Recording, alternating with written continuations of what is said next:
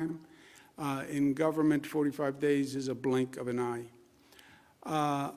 On my emergency powers, first, emergency powers have nothing to do with nursing homes. I have taken hundreds of actions. The legislature can reverse any action that I take, not even by a bill, just by passing 50% of the Assembly and the Senate. They have never reversed a single action. The virus cannot be managed by state boundaries. We've learned that. It can't be managed by county boundaries. We've learned that. I've always consulted with the legislature. I consult with other politicians. I have no problem consulting with the legislature. Anyone who wants to stand up and raise their hand and say, here's my position, great. But these are public health decisions. They're not local political decisions. And they have to be made on a public health basis. This virus is serious. And I understand these decisions are difficult politically. I get that. It's difficult to close schools. It's difficult to close restaurants. It's difficult to impose curfews. But otherwise, people die. And these decisions should not be politicized. If you made these decisions by a poll, none of them would happen, and more people would die. I want to clarify facts on the nursing homes, which has been an ongoing discussion. New York, as everybody knows, was ground zero for COVID, and nursing homes were and still are ground zero for COVID. And losing a loved one is very, very painful.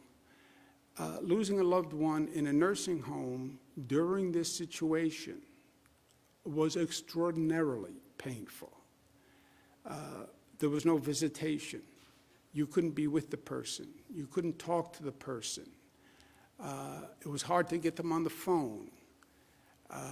People in nursing homes are not as conversant and facile on Zooms and on FaceTime. I mean, it doesn't work that way. So I understand fully how difficult it has been, and I want to make sure people have all the facts, the information. This past year, there is a toxic political environment, and everything gets politicized, and there's political spin, and then there are facts. Two very different things. And I just want to make sure people have facts. Last August, Department of Justice sent a letter to Democratic governors, 4 of them, New York, New Jersey, Michigan, Pennsylvania, asking for information on public nursing homes. New York State Legislature also sent a letter asking for information on nursing homes. We paused the state legislators' request while we were finishing the DOJ request. We told both houses, the Assembly and the Senate, that we had DOJ requests for information and we were prioritizing that. We did give the DOJ request precedence, and we told both houses that. The August request we replied to fully. Separately, DOH got a DOJ letter signed by Jeffrey Clark, the attorney, in October, which we learned about from the New York Post. We didn't even get the letter. Post called and told us about a letter. And that requests information on an investigation on private nursing homes. And we have been voluntarily producing information for that on a rolling basis as recently as January 8th, as offered by DOJ, the rolling basis production. Second, we paused the state legislature's request. We paused the state legislature's request. We voluntarily complied with the DOJ request for information. Two very different things. The New York State DOH has always fully and publicly reported all COVID deaths in nursing homes and hospitals. They have always been fully reported. Nursing homes had the most vulnerable population. We know that. Nationwide, 36% of the deaths are in nursing homes. You know what percent of the population are people in nursing homes? 1%. 1% had 36% of the deaths. New York is 34 in nursing home deaths as a percentage of total deaths, 34 out of 50 states. New York is one of only 7 states that counts what's called presumed fatalities in nursing homes, where the nursing home presumed the cause of death was COVID. To give you an example, New York State, 13,000 nursing home related deaths. That's 30% of total deaths. Pennsylvania had 11,900. That's 52% of their total deaths were in nursing homes. Florida, 34% of total deaths in nursing homes. Massachusetts, 54% of total deaths. If you look at the entire country and you look at the percentage of deaths in nursing homes, New York is number 34. You have some states that up to 73% of the people who died in nursing homes. COVID preys on senior citizens, older people, weaker people. We've always known that. That is a fact.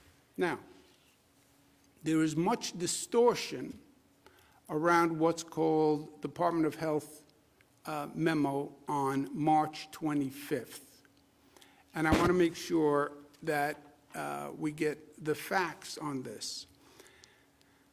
On March 13th, Federal Center for Medicaid and Medicaid Services, what they call CMS, and on March 23rd, the Center for Disease Control, CDC, put out guidance sending people from hospitals back to nursing homes.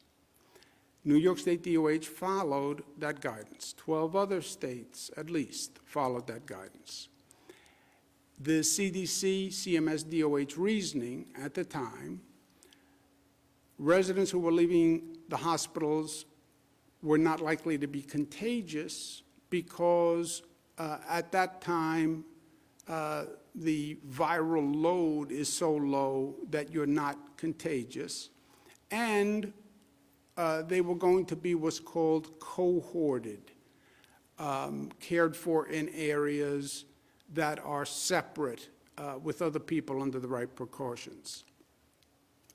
Patients, particularly senior citizens, should not remain in hospitals longer than necessary because they can get a secondary infection. That's true all across the board, especially with seniors. They try to get the procedures done. They try to get people out of the hospital before they can come up with a secondary infection that's problematic.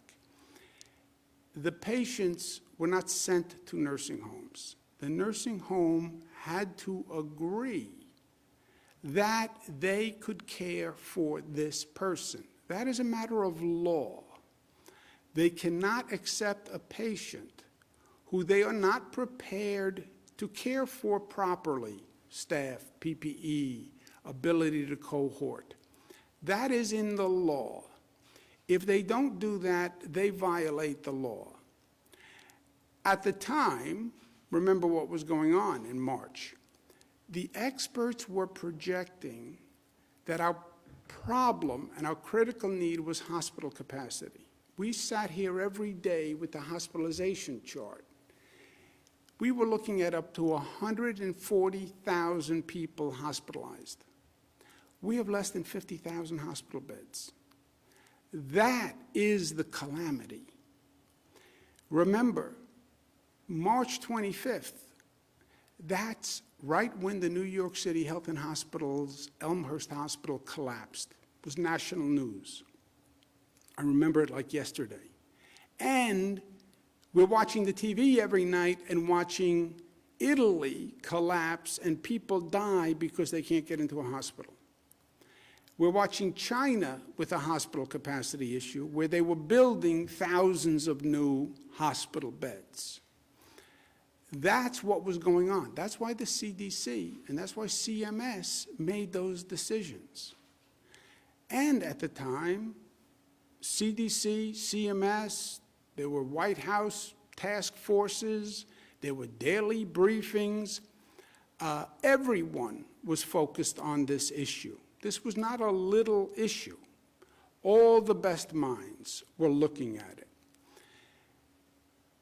Fact, of the 613 nursing homes, we have 613 nursing homes in the state. 365 received a person from a hospital. Of the 365 that received a person from this March 25th guidance, which was then superseded in May, 98% of those 365 already had COVID in their facility. COVID did not get into the nursing homes by people coming from hospitals. COVID got into the nursing homes by staff walking into the nursing home when we didn't even know we had COVID. Staff walking into a nursing home even though they were asymptomatic because the national experts all told us you could only spread COVID if you had symptoms. And they were wrong. COVID may have been brought into a nursing home because visitors brought it in and didn't know they were contagious because the guidance was you can only be contagious if you have symptoms, if you're sneezing, if you're coughing. That turned out to be wrong. That's how COVID got into the nursing homes. 98% of the people who took a person back from a hospital who was probably no longer contagious already had it in the facility. And they signed and agreed that they could handle it because they already had people who were COVID in the nursing home. If you look at the rate of death before the March 25th order and after the order was rescinded, the rate of death is the same. By the way, if you look at the rate of death in the nursing homes, in the spring overall, and in the second surge, the winter-fall surge, the rate of death is the same. These decisions are not political decisions. They're all made on the best information the medical professionals have at the time. And in New York, we talk to the best experts on the globe. And I've said to the people of the state many times, nobody's been here before. Nobody knows for sure. COVID is new. They're all giving you their best advice at the time. And these are really quality people. Dr. Osterholm, Dr. Fauci, all the main institutes that were giving advice to the nation. We had people come from the World Health Organization who dealt with China, who came to Albany, literally, to advise us. We're blessed to have Dr. Howard Zucker as our health commissioner. He's trained at Harvard, UPenn, Johns Hopkins, served at HHS, WHO, NIH. He teaches at Columbia and Yale University. If we had to pay him what he was worth, we couldn't afford it.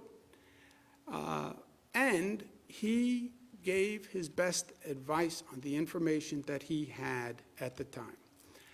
I would trust Dr. Zucker with my mother's care. That's why I trust him with your mother's care. I wouldn't have anyone as the health commissioner who I wouldn't trust with my mother. And that's why I trust him with your mother. To be clear, all the deaths in the nursing homes and in the hospitals were always fully, publicly, and accurately reported. The numbers were the numbers, always. People did request information beyond the place of death, not just how many in a nursing home, not just how many in a hospital. They did request different categorizations beyond those counts. How many people died who were in a nursing home but then went to a hospital? How many people died who were in a hospital but then went back to a nursing home? How do you count presumed COVID deaths? Everyone was busy. Everybody was here every day. We're in the midst of managing a pandemic. There was a delay in providing the press and the public all that additional information. There was a delay. What did we learn from this entire situation? What are we still learning? There are hospitals that perform well, and there are hospitals that performed less well. We still see hospitals performing less well. When you look at those vaccination numbers, hospitals with the same demographics of workforce, in the same region, with different vaccination rates of their staff, that's indicia of performance of those hospitals. There are nursing homes that performed well, and there were nursing homes that did not perform as well. We have to learn from it, and we have to correct it before we have another surge and another pandemic. And by the way, we are going to have another pandemic. As I sit here, I would plan on it. And yes, this was never seen before. And yes, hospitals had to deal with something they never had seen before. And yes, nursing homes had to deal with something they had never seen before. But they will see it again. And now we have to learn from it before it happens again. Our focus, I believe, is going to be on the for-profit nursing homes. Hospitals, low-performing hospitals, but also in the for-profit nursing homes. I have long believed that there's a tension in a for-profit nursing home because those institutions are trying to make money. If you're trying to make profit, it's too easy to sacrifice patient care. Everything becomes one or the other. Do you want to hire more staff, or do you want to make more profit? Do you want to buy more PPE and stockpile more PPE, or do you want to make more profit? Do you want to buy new equipment, new beds, new sheets, new furniture, invest in the facility, or do you want to make more profit? That tension is a problem, and that has to be resolved legislatively, because I don't want to leave it to these for-profit owners to decide what's right, what's wrong. Let's learn these lessons. We have to implement hospital reform and nursing reform, and we have to do it in this budget cycle. COVID isn't done with us. Implement the lessons now, and we're going to propose them in the 30-day amendments. If you're a for-profit nursing home, I believe it should be mandated how much you put back into the facility and how much profit you can make. I believe that. Nursing home, hospitals that have these issues, they have to improve, and we have to take it into consideration when there's a surge. If there's an influx into hospitals, not all hospitals can handle it equally. And that's why you saw some hospitals fail.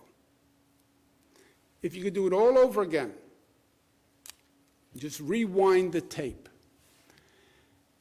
I understand the public had many questions and concerns, and the press had many questions about nursing homes primarily. And I understand that they were not answered quickly enough. And they should have been prioritized and prioritize those requests sooner. I believe that. I understand the reasons. I understand that there was a lot going on. Everybody was working 24 hours a day. Everybody was overwhelmed. We were in the midst of dealing with a pandemic and trying to save lives. They were answering DOJ. And nursing homes and the hospitals were also in the middle of hell and the middle of a pandemic. And they were scrambling, and they were managing the crisis. I understand all of that. But the void we created by not providing information was filled with skepticism and cynicism and conspiracy theories, which furthered the confusion. Nature abhors a vacuum, so does the political system. You don't provide information, something will provide the information. Most of all, the void we created allowed disinformation. And that created more anxieties for the families of loved ones. I've had hundreds of conversations. People couldn't get into the facility to see their loved one. They couldn't get them on the phone. They couldn't get staff on the phone to get answers. They were powerless. They were helpless. They were literally physically removed and isolated. Loved ones died alone. Loved ones died alone. Fathers, mothers, brothers, sisters died alone. It was horrific. It was horrific. And then the void in information that we created started misinformation, disinformation, conspiracy theories, and now people have to hear that. And they don't know what is the truth. The truth is everybody did everything they could. The truth is you had the best medical professionals and advice on the globe. The truth is it was in the middle of a terrible pandemic. The truth is COVID attacks senior citizens. The truth is, with all we know, people still die in nursing homes today. People still die every day. We're testing the staff twice a week. There's no visitation. People still die. You would have to hermetically seal a nursing home. They actually tried this in France, where the staff lived in the nursing home. Anybody can bring it in. A delivery man brings it in. The heating repairman brings it in. The food service brings it in. Staff person goes home, meets with their family, someone in the family has it, staff member comes back, the staff member brings it in. Even when you're testing twice a week, you'll get people who have it and you'll miss them in the twice a week. That is the reality. But not providing the information creates the void. The void allowed misinformation and conspiracy. And now people are left with the thought of, did my loved one have to die? And that is a brutal, brutal question to pose to a person. And I want everyone to know, everything was done. Everything was done by the best minds in the best interest. And the last thing that we wanted to do, the last thing that I wanted to do, was to aggravate a terrible situation. There is no good answer when you lose a loved one. I lost my father years ago. I still go